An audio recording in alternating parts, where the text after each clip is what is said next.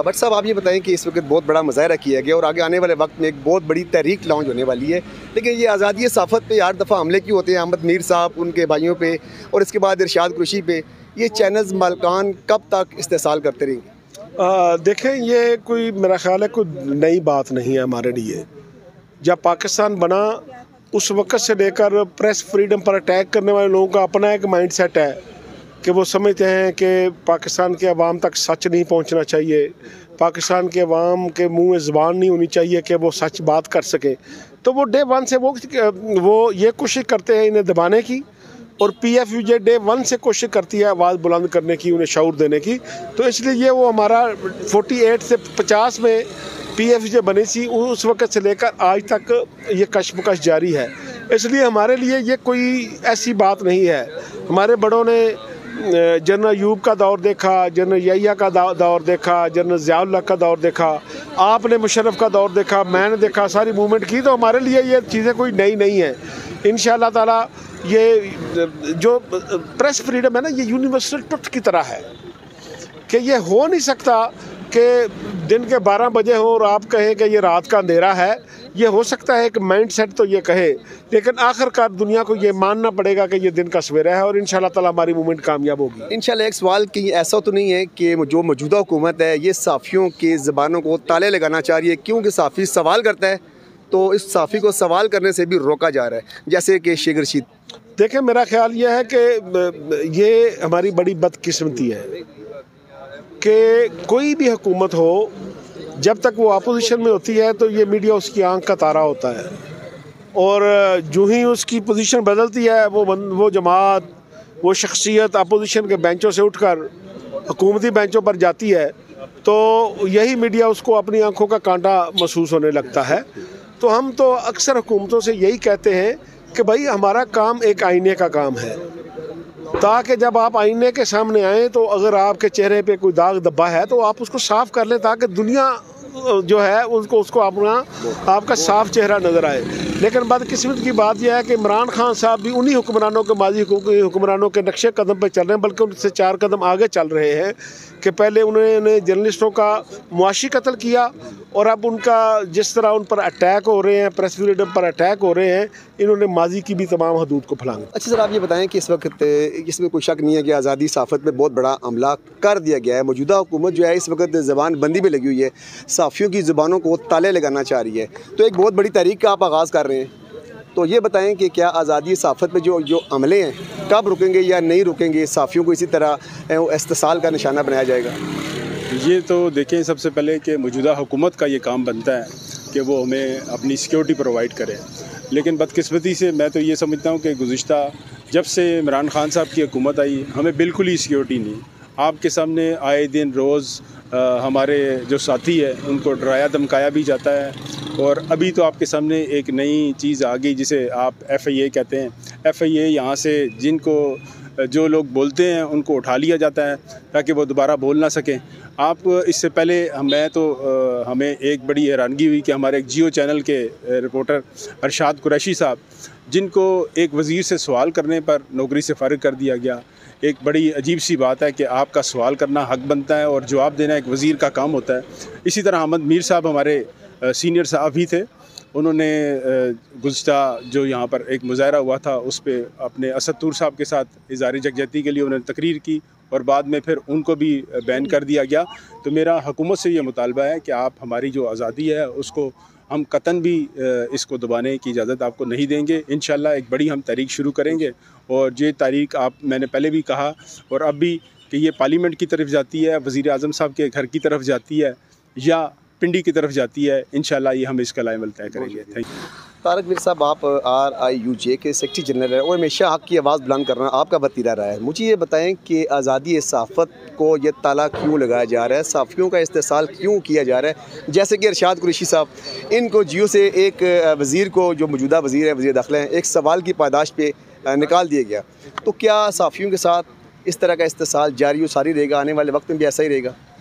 बहुत शुक्रिया जी। देखें, बात यह है कि ये पहली मरतबा नहीं हुआ, इससे पहले ज़िया के दौर में हुआ, मुशर्रफ के दौर में हुआ। सहाफ़ियों की आवाज़ को दबाने की हर दौर में कोशिश की गई, क्योंकि कोई बंदा जो है वो अपने ख़िलाफ़ बात सुनने को तैयार नहीं। हर बंदा ये चाहता है कि सिर्फ मेरे गुण गाए जाएँ, मेरे ख़िलाफ़ कोई बात ना की जाए, मैं जो गलत काम करूँ उसको सामने ना लाया जाए, हम जो कोई गलत किसी किस्म के फ़ैसले करें उनको सामने ना लाया जाए।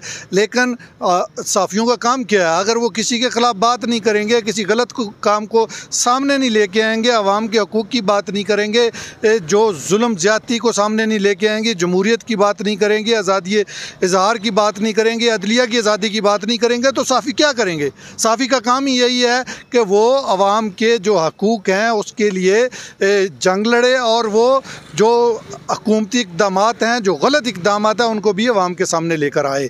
इस हवाले से जो है PFUJ काम कर रही है। इंशाअल्लाह ताला पहले भी हमने ये जंग लड़ी है तो कामयाबी हमें मिली है, अब भी इंशाअल्लाह जंग लड़ेंगे तो कामयाबी हमें मिलेगी।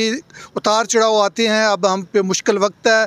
ये जो हुकूमत थी वो ये कहती थी कि मैं मीडिया की ताकत में हम इक़्तिदार में आए हैं। इमरान खान ने इस चीज़ का बरमला इज़हार किया है, लेकिन ये देख लें जो मीडिया की ताकत कोई वजह से इक़्तिदार में आए हैं, आज वो मीडिया की ताकत को दबाना चाह रहे हैं, आवाम की आवाज़ को दबाना चाह रहे हैं और ये चाहते हैं कि सहाफ़ी वही बोलें जो हम कहें, जो हम उनको बताएं। लेकिन ऐसा नहीं हो सकता। हम इंशाअल्लाह ताला अपने सहाफ़ियों के हकूक़ की जंग लड़ेंगे। सहाफ़ियों को मुआशी तौर पर कमज़ोर किया जा रहा है, उनके चूल्हे ठंडे किए जा रहे हैं, सहाफ़ियों पे जुल्म किया जा रहा है, उनके घरों में घुसकर उनको पे तशद्दुद किया जा रहा है, अगवा किया जा रहा है। और जितने भी हमारे साथी जो मेन केसेस हैं, जिसमें मतीउल्लाह जान है, अहमद मीर साहब हैं, इसमें असद तूर है और अबसार आलम है, इन पे जितने भी वाक़यात, अरशाद कुरैशी साहब को तो अभी निकाला गया है ना, इन पे जो मतलब जिनको अगवा किया गया, जिन पे गोलियाँ चली, आज तक किसी को ये नहीं पकड़ सके, किसी को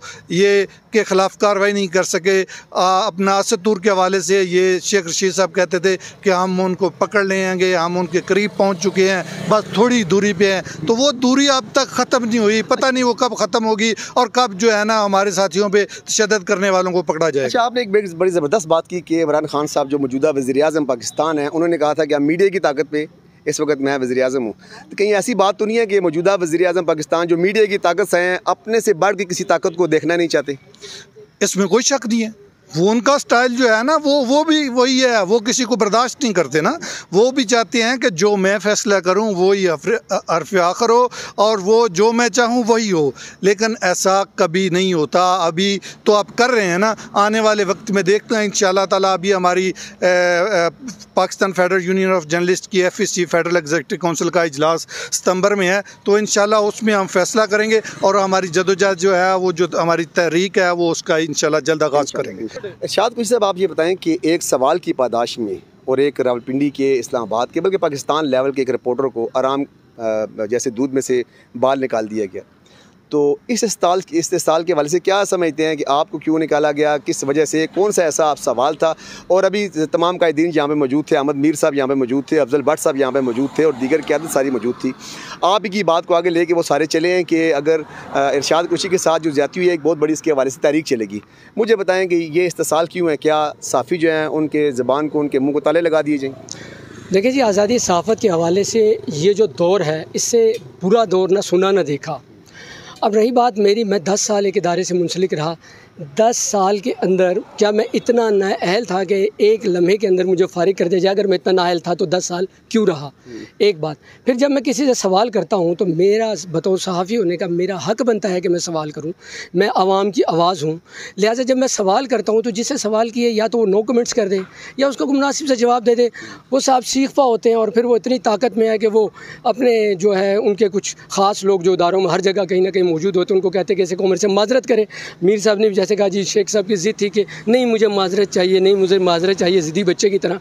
तो वो ज़िद्दी बच्चे की बात है, हर बात ज़िद्दी बच्चे की मान ली जाए तो फिर जो है इस तरह तो बच्चा भी ख़राब हो जाता है, मामलात भी ख़राब होते हैं। लिहाजा बच्चों को ख़राब भी नहीं करना पड़ता, बच्चों की थोड़ी सी जैसे कहते हैं हमने उनकी वो भी करनी है। लेकिन मैं ये तो नहीं कहूँगा कि शेख साहब को बच्चे हैं, माशाल्लाह बहुत ही पुराने सीनियर सियासतदान हैं, लेकिन कुछ कभी कभार वो इस किस्म का हरकत कर जाते हैं कि बाद में वो ख़ुद भी सोचते हैं कि शायद मुझसे गलती हुई, लिहाजा अब ये तो मामला आगे चला गया। लेकिन मुझे जो है सबसे ज़्यादा दुख ये है कि मैंने 10 साल जिस इदारे में काम किया, गो कि मैंने तनख्वाह लेकर काम किया, मैंने वहाँ पर अपनी जान को ख़तरे में डाला।